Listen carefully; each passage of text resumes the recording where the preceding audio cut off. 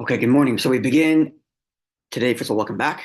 We begin today with Siman Pei Ayin, uh, section chapter 87, which really begins the laws of Basar B'chalav. Now, because we're getting to the beginning, and we already started from the middle, so we're going to have some of the principles that we are going to be talking about in Pei Ayin are already going to be familiar to us because the later Siman that we already learned relied on us knowing these things, so we had to learn them at least outside. But nonetheless, um, the background that we learned is going to be extremely helpful as we learn this simon as well,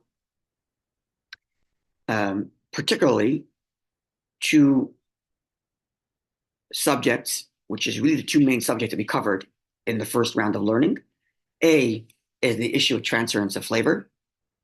That was the main principle of Kuf Hey, let's say, the transference of flavor, as well as Tzadik Aleph. Right? The main issue is transference of flavor and how that goes, and to what degree that goes, and what the methodologies of that happening. That's the first principle that we have down pat, which is going to be very helpful as we go forward. And the second principle we covered is Hanan, right?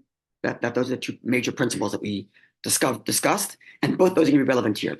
So what do we have in this simon? So I saw different books that I'm looking at categorize the simon into different ways. And I'm going to share with you the way I understand it, the way I see it, just in terms of categorizing the simon, so you understand the flow of what's happening. So the simon itself is titled by the Shulchan Aruch as follows: with regards to which meat does the law of prohibited milk and meat apply, and in what way, and in what way is it considered cooked? Right? So the Shulchan Aruch itself categorizes it in two ways. Number one, what is considered meat, about which we say there's a prohibition of mixing milk and meat. And number two, what's considered cooking milk and meat together. That's the way the Shulchan Aruch itself categorizes this simon, right? But the order of that is not the way it's presented in that little header. Mm-hmm. And there's more in the simon that come out as a result, and therefore perhaps divide it into the following three sections of the simon. The first is Aleph through Dalet, 1 through 4. The next is Hey through Ches, 5 through 8. And then the next section is Tes to Yud Aleph, 9 through 11. So let's go through each of those sections individually, 9 through 11, and I'll explain what is being discussed and what are the principles that undergird those things that are being discussed. So 1 through 4 begins with the essential prohibition and the different categories of prohibition and what falls into which category. Mm-hmm. We can divide it into three. So the first four sifim are going to oscillate, go back and forth between three different types of isurim, three different types of prohibitions. The first is biblical, the second is rabbinic, and the second is a principle called Maaris Ayin. Maaris Ayin means the way, the optics, let's call it that, the optics of that behavior. Right? So biblical prohibition, rabbinic prohibition, and prohibition because the optics of what that looks like. Right? Those are the three categories that's going to be discussed in Aleph through Dalet. As far as the biblical prohibition goes, we know already most of this from our previous learning. But the Torah says, don't cook a kid, baby goat, in its mother's milk. The Torah says that 3 times. So firstly, our sages understand that doesn't mean specifically a goat. It's any kosher meat. Kosher meat. I shouldn't even say kosher meat. Meat of a kosher behema. Because within Torah, in Torah, I don't know if there's a word for it in English though, but we have in English, you have behema versus chaya. The difference is behema is a domesticatable animal. Mm-hmm. That's how you that's a word, domesticatable, meaning a cow is something that you can be domesticated, even if it happens to not be domesticated. It's considered behema.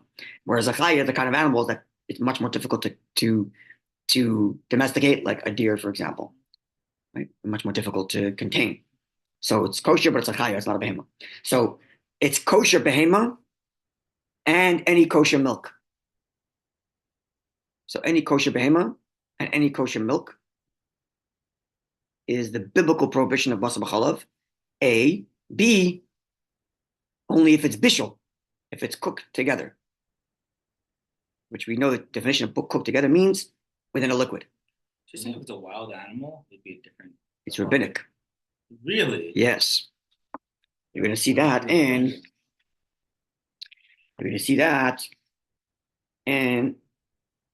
Gimel. So interesting. But within a liquid means Yeah. Basar chayav oif. Yeah. Sorry? That's very interesting. within a liquid means like Cooked as a stew. That's the definition of bishul, as we learned in the previous in Kufay already, right? That bishul means there's cooked via liquid rather than cooked via grilling or salting or other form of flavor transference, right? So again, biblically, it's only prohibited if it's kosher behema, even if it isn't slaughtered. The animal's a kosher animal, and any kosher milk together becomes prohibited biblically, and it's only if it's in a manner of bishul, where they're cooked together in a stew in a liquid. Now, the Torah says it 3 times. Why does it say 3 times? 1, to prohibit the cooking, the act of cooking itself. So even if you're not going to eat that thing, cooking the milk and meat is prohibited. 2nd is to prohibit eating it. And the 3rd is to prohibit deriving benefit from it.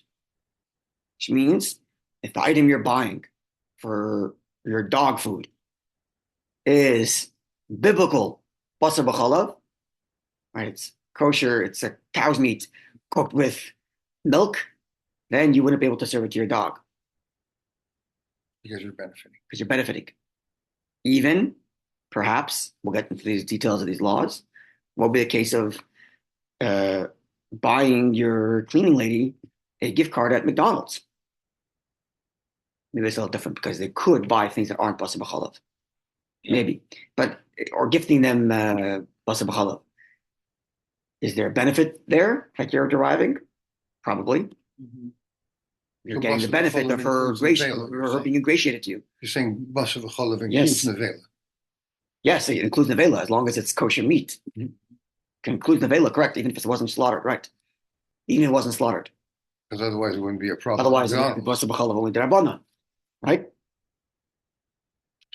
so McDonald's like cheeseburger, that's probably cow, right? So Correct. That's basar v'chalav. Correct. Right.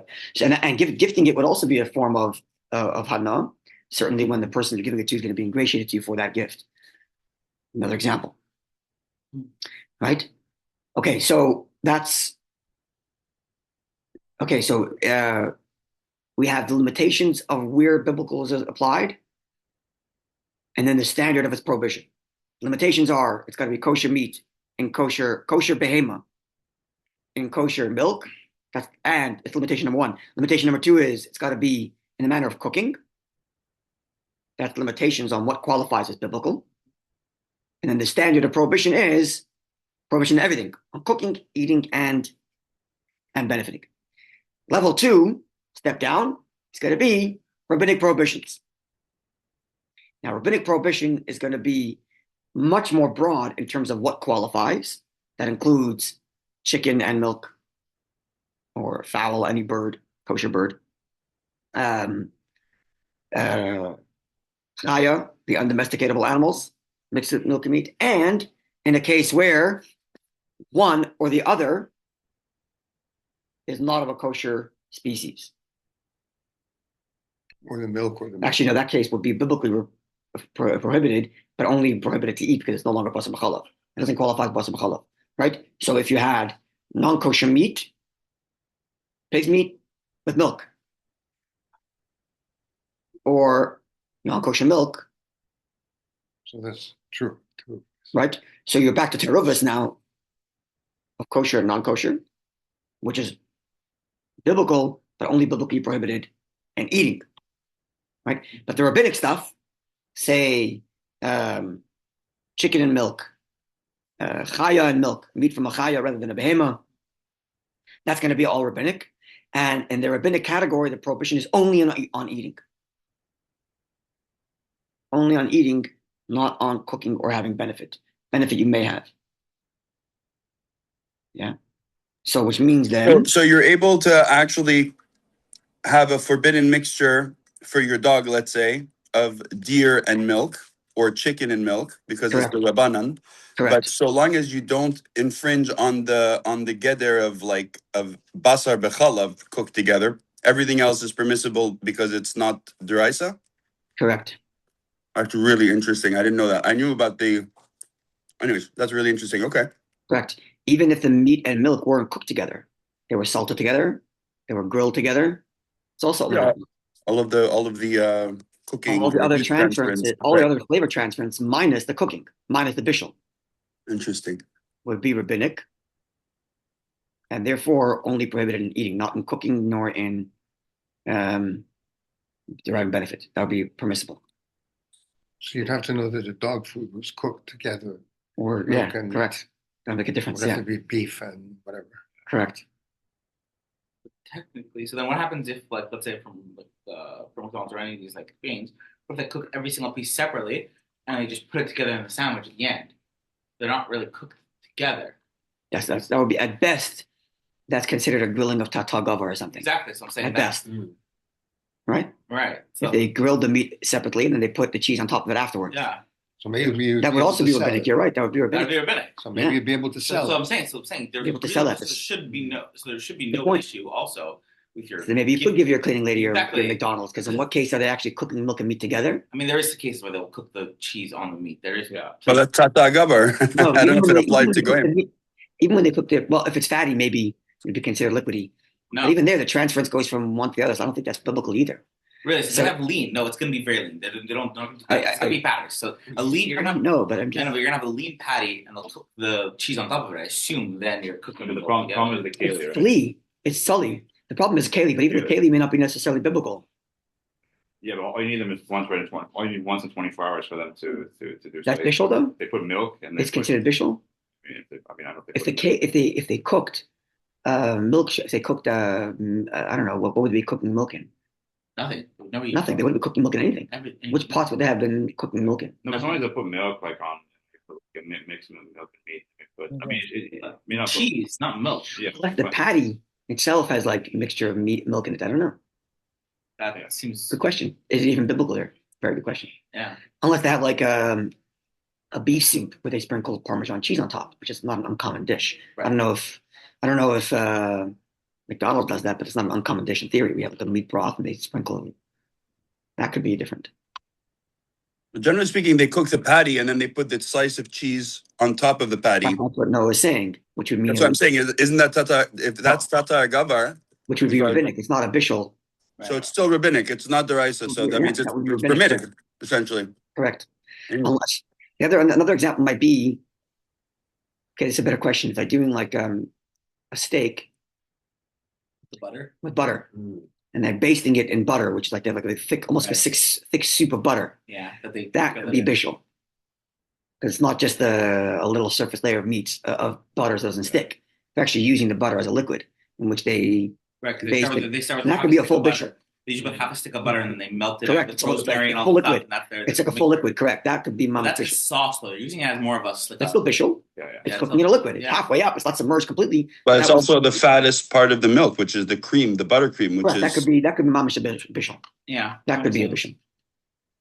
Very good. So That's we're like going to the develop steak all in these things. every treif restaurant is the half a stick of butter. Probably. Never use butter. Too Huh? expensive.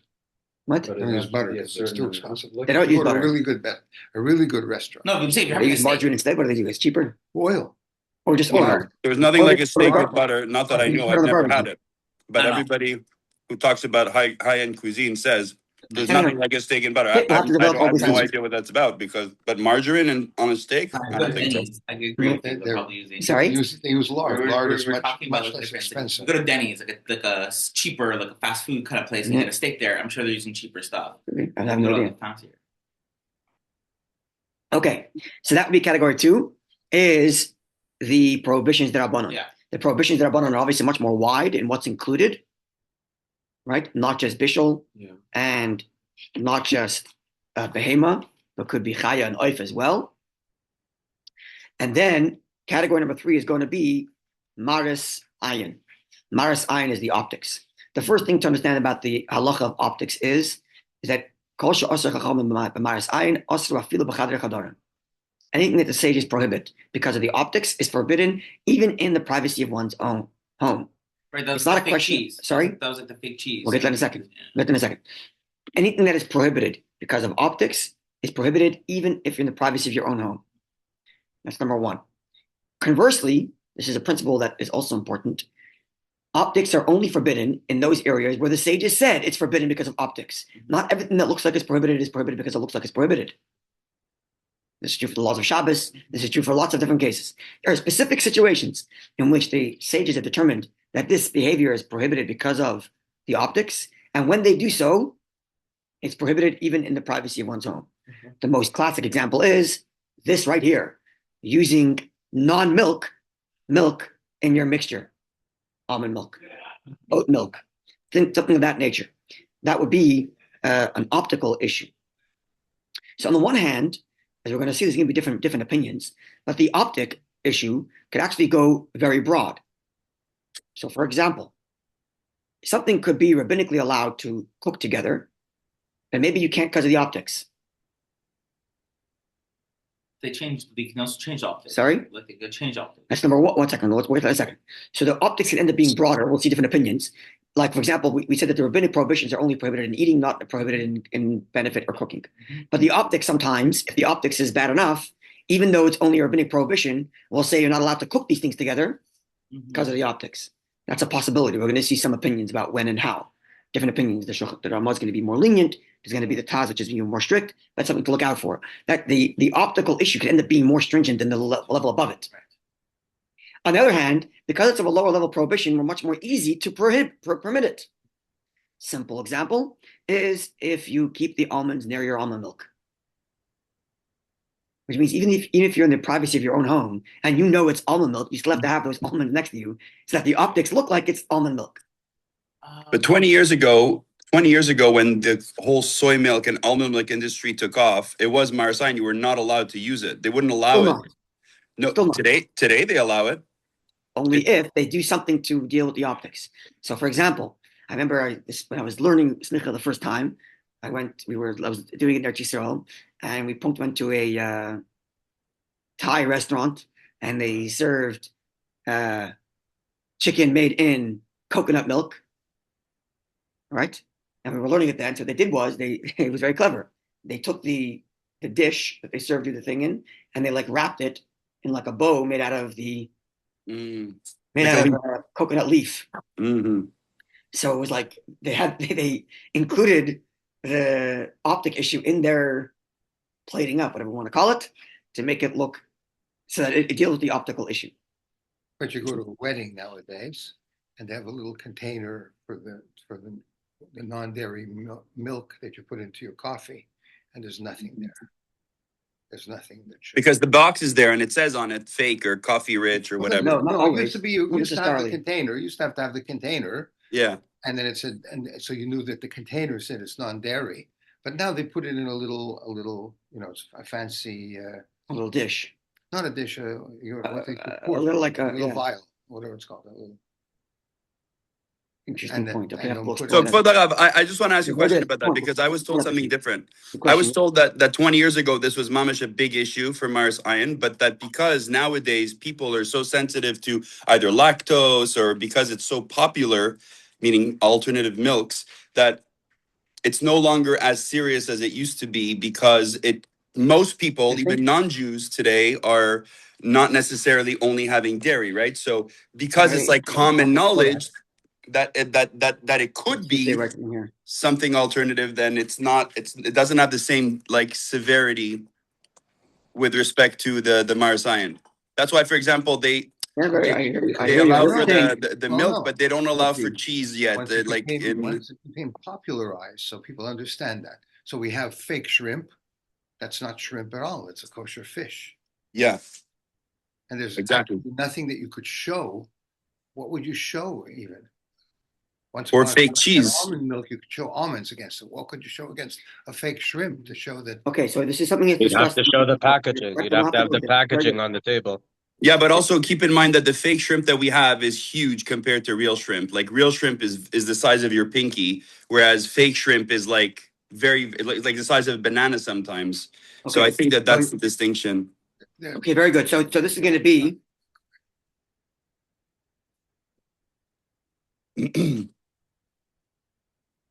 okay. So there are a few different considerations. You're right about this. First of all, there is the one view I'm reading. We're going to have to explore this more this week, and in our halacha issue, we'll make sure to cover that. But there are those who have the view that because everybody knows about almond milk, it's no longer an issue. There is that view, but more importantly, I mentioned before the question of Maaris Ayin could end up being more strict on the rabbinic issues if it ends up looking bad. But there are those that disagree with that. There are those that say that the Maaris Ayin issue is only when it looks like a biblical thing. But in the case of, let's say, almond milk in your coffee that you ate after meat, that's not a biblical prohibition. The biblical prohibition would only be cooking the milk and meat together. That's only a rabbinic thing. And if it's only rabbinic, there are many who are lenient on the Maaris Ayin issue. So that's another reason to be lenient here, right? You're pouring it into your coffee. Yeah, it's going to come down to dispute. Yeah, it's going to come down to dispute between the Ramah and the Shulchan Aruch. So that's very, very good points, and that'll all come up, I guess, as we go along this week. Okay, so that is Aleph Udalid, 3 categories of prohibition: biblical prohibition, the rabbinic prohibition, and the Maaris Ayin issue. Each one with their own categories and classifications. The biblical, most limited in what is prohibited, but most strict. Rabbinic going to be more broad, but less strict because only on eating, not on cooking and hana. And Maaris Ayin, we're going to have the disputes as to how far it goes, but certainly we're going to be the most lenient in terms of permitting it because it's only a question of optics. Although, as I mentioned, even if no one's watching you, the prohibition still exists. Okay, that's Alpha Dalet. The next category, which goes through Hey through Ches, the way I think about categorizing it is like this. You can divide it into smaller sections, but I think you can cover all of them into one way, which is defining what's considered milk and what's considered meat within meat itself. So, for example, an egg, like from a chicken, that the shell isn't formed yet. So it's still in the middle of the process of being developed. And in that stage, it's still attached to the chicken. Is it meat or not? Once the egg comes out, certainly it's not meat, it's an egg, it's parav. You can enjoy it with milk. But before that, while it's still developing, is it considered meat? And at what stage does it stop being meat and become an egg? Right? Other examples of the question of is it considered meat or not is the skin of an animal, or the skin of an animal, veins of an animal, the bones of an animal, the tlafayim is like the hooves, different parts of the animal that aren't necessarily meat in the classic sense. Does it qualify as meat or not? And at what point yes, at what point no? That's going to be discussed in this section. Like gelatin? What's gelatin made of? Gelatin is made from bone marrow. It's gelatinous. It's what they use in like gummy bears and things. Oh, yeah. Okay, that's going to be discussed as well. That's going to be discussed as well here. And then, conversely, the Shulchan Aruch is not going to be so organized. It's going to go back and forth between the two different sections, but two different types. But it's also going to discuss what is considered milk. So, for example, when you churn milk into cheese, there's like a liquid that remains behind. Is that milk or not? You know, at what point is it milk? At what point is it not considered milk anymore? It's meichalav, it's the water of milk. It's not the milk itself. Isn't that whey? Like considered like whey? That's what it's called, yeah, whey. So is that called milk or not? That's going to be discussed here. I missed also one is blood. Is blood considered meat or not? Even though blood is prohibited anyway, but is there the prohibition of milk and meat when your person mixes blood and milk? With other milk is going to be milk from an animal which is dead, milk from a male animal, milk from a human male, milk from a woman, all these various different types of milk. Do they qualify as milk? And to what degree? Do we apply the rabbinic standard? Do we apply the optic standard? Do we apply the biblical standard? That's all going to be discussed in Hey through Ches, defining what's milk and what is considered meat. There are other things thrown into this section, but overall, the main discussion of 5 through 8. What did I miss?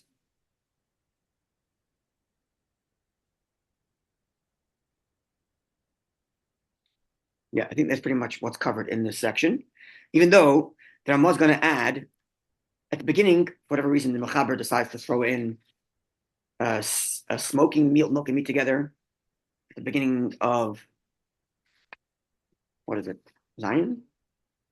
It's funny. I had that question. Like when we went through all of the forbidden like cooking methods, right? Smoking wasn't one of them. It was Yeah, only so like I don't know why, but in Vav, he just decides to put that in. The beginning of Vav, he adds that smoking meat and milk together or cooking milk and meat together by putting the pot into the hot springs of Tveria is only rabbinic, not biblical. I don't know why he puts that in here and not somewhere else. I don't know, but he does. And as well, at the end of Zion, the Ramah adds a whole bunch of like chumras that come out of the prohibition of having pleasure from milk and meat together, using vessels that there's a high probability that there was mixed milk and meat in those vessels because you're borrowing from a non-Jew or something, heating up water from a non-Jew's pot, and what kind of pots you might be concerned that there's a high likelihood of milk and meat in if you're deriving pleasure from it. The Ramah throws that in here also. Don't know why. But other than those two things, the Mechaber adding smoking and the Chamet Tveria and the Ramah's list of prohibitions of chumras, this whole section discusses what do you define as milk and what do you define as meat. That's going to be discussed over here at great length. And finally,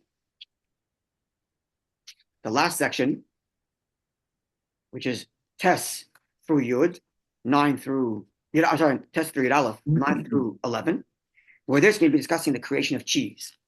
So the creation of cheese, I don't know how it's done today. I have no idea. I only know the way the halacha describes it, which is essentially they would use, there's some, I think it's called the rennet, right? rennet, yeah. It's a part of the intestine, Yes. right, of the animal that has a certain, the way the halacha describes it, is a certain charifus, is a certain, I guess, acidity to it, or a certain. That's what allows for milk to coagulate, like to. Correct. So there's a certain sharpness to it, and if you put that into the milk, it causes this process of separating the cheese, the hard, from the rest of the liquid, which is going to move to the previous section. At what point does the liquid become liquid and no longer considered milk? But what's also going to happen here is the question is going to become, is that rennet considered meat enough to now prohibit the cheese you're making and making it basar b'chalav, making it milk and meat mixed together? It's not being cooked together. It's at best kavush, which is pickling because it's soaking together, which usually requires 24 hours. But here, because of the sharpness, maybe requires a little less time. It usually takes more time, huh? Sorry? Usually takes more time. No, if you're cheese with yes, but the prohibition will happen faster. More than 20. But does it? I think so. I have no idea. But here the halacha is saying that the prohibiting effect might happen faster because the rennet is sharp and it's like pickling and brine, which we said only takes 18 to 22 minutes to cause transference. So the transference may not take 24 hours here. And there's two different ways that this can happen. What I just described now, where you throw the actual rennet into the milk to cause that process, is discussed last in the Shulchan Aruch in Yud Aleph. But before that, the Shulchan Aruch discusses a different way, which is if there's milk within the cow drank milk, right, or whatever the goat, whatever it is, drank milk. So in the rennet, there's still milk in there. Now that milk has that sharp capacity because it's hanging out in the rennet. So you can use that milk to coagulate, that's the word? Coagulate the other milk. So you pour the milk from the rennet into your milk, and that would turn the whole thing into cheese, apparently. So, is that a problem? Is that milk, which is in there, considered just plain old milk, or is it considered milk that absorbed flavor from the meat? And it would depend on, it's going to be machlokes and Mechaber and Ramah. It's going to depend on if milk is in the rennet. Let's just say like this: if the milk went through the entire process of the intestines and came out it came out in the animal stool or in the I don't know, call that stool. What's the word for it? In the natural where it ends up in the waste. Secretion. Secrete, right? The stool. So then that would not be considered milk, obviously. I mean, one shouldn't eat that, but it's not considered milk, even though it was produced from milk earlier, because it's called perish at this point. That's the halachic terminology for it. So at what point is the milk inside the rennet considered still milk because that's the way it was drunk? And at what point does it become no longer milk? It's now perish. It's now waste because it's been changed inside the animal's inside the animal's digestive system. Right? Is the milk still liquid? And then maybe it still retains the milk status? Or has it become hardened? And now it's no longer considered milk anymore. It doesn't have a good taste. Sorry? The taste is for sure gone. The taste doesn't matter. And you may not be even drinking it because you're just using it to create cheese and other milk. Right? But is it considered a milk that absorbed meat or not? Right? Or is it just considered perish, which would make it more lenient? Additionally, the Shulchan Aruch also to discuss, so that there's three different, I guess, situations the Shulchan Aruch discusses. One is if you use the rennet itself to make the cheese, you use the milk in the rennet to make the cheese, and then that will depend on different opinions, but it's going to depend on in what stage of the digestive system is that milk in. Is it still liquid, or is it already considered perish? And then finally, it's going to be if you salted the meat. So now you salted the rennet together with the cheese, and now there's going to be more transference of flavor. Again, the same question will apply. Can you use that milk to then make cheese afterwards? That's going to be the last section here of Test through Yud Aleph. I'm not really sure why that section comes up here. I don't know, Tzaddik Aleph, where it talks about transference of flavor. Because it's not really a transference of flavor. What rennet right. does is it separates the milk from the water. And that makes curds. That is the basis for all cheeses, basically. That's true. Nonetheless, and that actually will be mentioned in the Shulchan Aruch. But nonetheless, if they go through the process of kavush kavushel, right, then the transference happens regardless. But there's no transference, is what I'm saying. There's a separation. It's a difference. That's probably why it's not included in the first part, because everything in the first part has to do with the transference of flavor. Here, there's no transference between the two items. It causes the separation. Because it comes on the heels of defining what's considered milk and meat. And the question is this milk inside the rennet considered milk or not? Or is it considered perish? And that's why it's here. Because you just finished discussing at what point does the egg become an egg versus it being meat. Discussing is the leather, is the animal hide considered meat or not meat? Like is the whey, whatever you call it. Whey, yeah. Whey. Is that considered milk or not? Having discussed that, okay. So is the milk in the rennet considered milk or not? I think that's why it's brought up at this juncture. Because it's going to come up again later, because there's a principle called davar maimed, which is going to come up later, which is when something has the capacity to create the next thing, it doesn't go through a nullification process. Like, for example, you can't say salt is nullified because salt adds a flavor to the rest of the soup. Even if you had 1,000 times, which you most of the time do, have 1,000 times ratio of soup to your salt. So likewise, that as well. That's going to come up. That's going to be a borrowed thing here, because here too, the rennet is davar maimed. It's creating the other food. Spice. That's the issue with spices. Correct. We mentioned that in Kufay as well. Yes. So that's going to come up tangentially here, because it's not so relevant to the issue of basar b'chalav. Where basar b'chalav, the question is transference of flavor rather than its presence being there. Okay, I think that covers pretty much just the overview of what we're going to be discussing. 3 levels of prohibition, defining milk and meat, and then the making of cheese via the rennet and the milk that's in the rennet. That's going to be the 3 sections. And God willing, on Wednesday, we're going to read through it inside, and we'll discuss many of the halachic applications we talked about here. We do the 3 sections in 3 shiurim? No, I'm going to do them all together. I'm just giving you an overview of what's about to come this week and understand the principles. With all this knowledge, you'll be able to learn it much easier. We're going to learn inside. Yeah, we're learning all on Wednesday. 12. God willing, we'll be able to do it all in one year. Otherwise, I'll have to do it at 11. I'll have to do it in 2 shiurim. We've done that before. If we have to do it in 2 shiurim, we'll do it in 2 shiurim or 3, whatever we have to. But God willing, we're going to go through all of them. And next Sunday we go more in depth in the. Next Sunday's Peches, right? Yeah. Next Sunday's Peches. Peches is a very, I think it's even more than Peches, because Peches is a very short simon. Okay. We'll just say next week in the, what does it say in the syllabus? Let's have a look.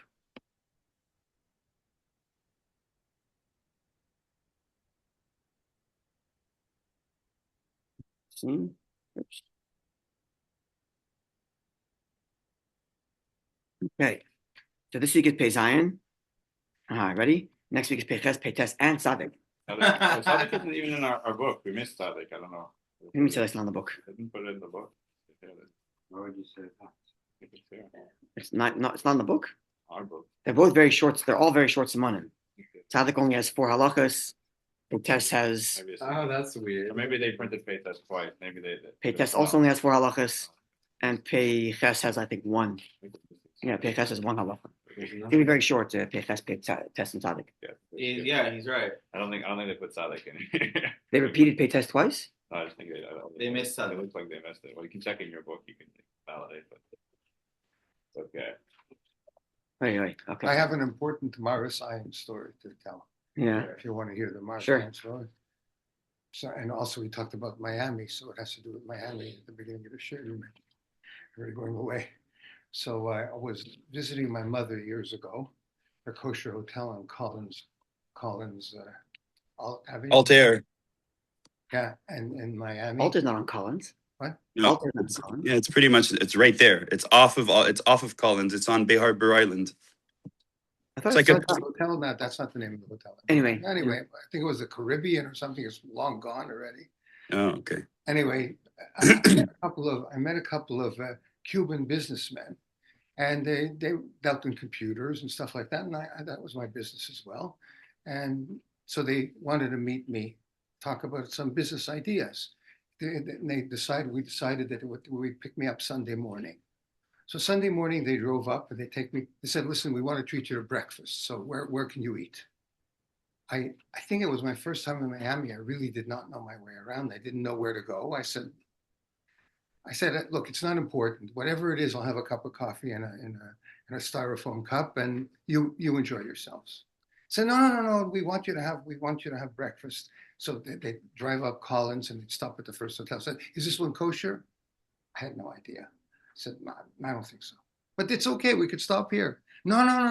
We want you to have breakfast. And blah, blah, blah, on and on, the next one and the next one, until I couldn't say no anymore. I just was tired of saying, I just don't know if it's kosher. This one is good enough. So we go in there, and the first thing I ask if it's kosher, and it's not. And the place is jam-packed. It's a huge dining room, Sunday morning breakfast. Every table is filled, and everybody is Jewish. Everybody, it's not kosher, but everybody's Jewish. Okay, I have my coffee, and they have their sausages and eggs. And I have my coffee in a styrofoam cup. And we do the business. Then we leave, the 3 of us leave, and we're in the hallway. 2 couples come over. They say, Rabbi, can we ask you a question? May we ask you a question? I said, well, I'm not a rabbi, at least not yet. Okay, but I'm happy to answer your question if I can. They said, we didn't realize that this place is kosher. Oh, gosh. If there would have been a rock that I could have crawled under, I would have gladly disappeared from there. Because I said to myself, I assured them, of course, it wasn't kosher, and all I had was a cup of coffee in a styrofoam cup. But I realized that there were another 200 Jews in that dining room, and they saw me also. So you see how severe Maaris Ayin could be. I could correct it for those 2 couples, but I probably left the wrong impression for 200 other people. It's not only there. Here's Jacobson went into a trade restaurant to get a napkin because he spilled on himself. And as the talk of the town, this place is kosher. He ate there. Blah, blah. It's just I'm saying, Maaris Ayin. Right. He spilled on himself. He was walking. No, but I mean, there's a certain element though. No, but there's a certain element of comment. You have to Maaris Ayin is more like where it's like it could be kosher. If mamish something Right. isn't kosher, you know, Halachically speaking, you are correct. you know what I mean. There's a certain element of common. Yeah. You know, So the Maaris Ayin story is not a question of halacha. It's a question of just being aware of who Yeah. you are and what you represent. How severe Not so Maaris much Ayin, The how halachic, severe the halachic Maaris component, you might Ayin be right. You are correct about the halachic component. And everybody's had the need that they needed to Yeah. go to the facilities, and they went to a place where Yeah. maybe they Yeah. wouldn't eat, but they Yeah. simply went to the facility. Yeah. Somebody saw them coming in and going out. They had such an assumption, but it's different than sitting at And a the su- table like for- and actually drinking something from a cup. Yeah. Okay, so people said he's eating here. Yeah. That's true. So it was really, Okay. really something. It was a lesson